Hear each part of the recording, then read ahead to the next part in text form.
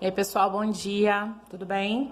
Professora Alessandra aqui para conversar com vocês a respeito de estatística, capítulo 36, tá? A gente vai aqui falar de medidas de tendência central. Primeira medida de tendência central, deixa eu primeiro tentar explicar para vocês o que é, de forma bem sucinta. A medida de tendência central seria o seguinte: a gente fez uma pesquisa, foi feita uma pesquisa a respeito de quantos, deixa eu ver aqui um exemplo, da idade dos alunos da sala de aula da turma terceiro ano, pronto. E aí nessa pesquisa tem lá a quantidade de alunos que tem 16 anos, 17 anos, 18 anos, tá bom? E a partir desses dados coletados, pode-se fazer determinados cálculos.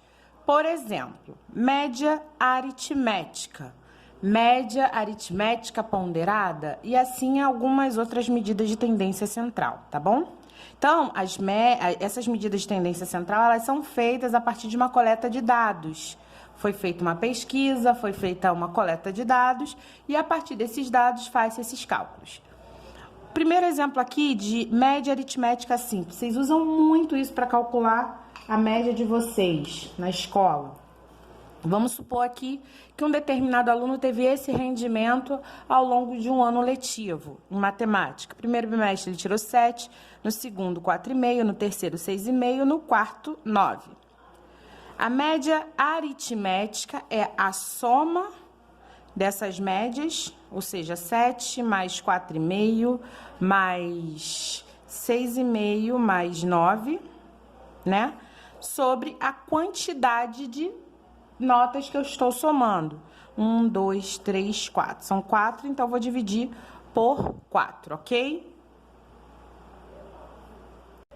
Então, fazendo esse cálculo aí, a gente percebe que a média aritmética do ano, né, dele todo, é 6,7. Como é que eu fiz esse cálculo? Somei tudo aqui, deu 27, eu dividi por 4, e aí deu aproximadamente 6,7. Atenção, na realidade, essa conta dá 6,75, tá? Quando a gente tem o 75, a gente pode manter a história do arredondamento, né? Quando passa do 75, a gente tem que arredondar para mais, então seria 6,8. Mantendo o 6,75, essa última casa sendo 5, eu mantenho 6,7, tá bom? Pronto. Média aritmética ponderada. A média aritmética ponderada, ela funciona pautada nos pesos. Então, vamos lá. Algumas escolas trabalham assim, alguns concursos têm esse critério, eu vou explicar a vocês como isso. Vamos ainda considerar essas mesmas médias, tá? Desse aluno, tá bom? Mas a gente vai levar em consideração que essa escola que ele estuda, ela tem a questão dos pesos. E o primeiro bimestre o peso é 1, o segundo bimestre o peso 2, terceiro bimestre o peso é 3, quarto bimestre o peso é 4. Então, vamos lá. A gente vai fazer a mesma coisa, sendo que com uma diferença. O primeiro bimestre a gente vai multiplicar por 1, porque é peso 1. Então, vai ficar 7 mesmo. Tá? Mais. Segundo bimestre, 4,5 vezes 2.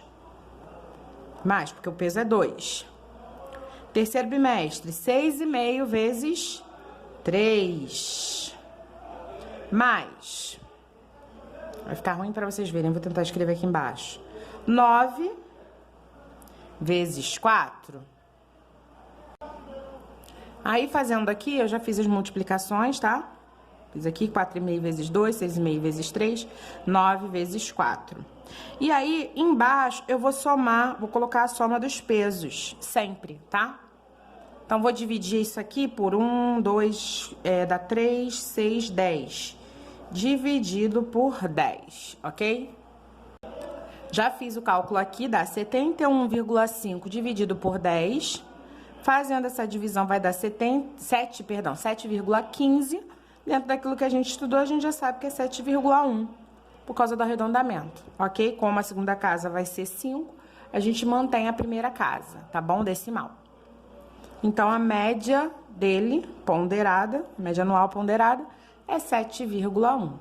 E ele foi aprovado. Percebam, então, que tem uma diferença. Ó, a média aritmética simples, ele não foi tão legal. Ele ficou, vamos supor que a média fosse 7, por exemplo, nessa escola. Ele estaria reprovado. Mas, nesse caso aqui, na média ponderada, ele estaria aprovado. Ok?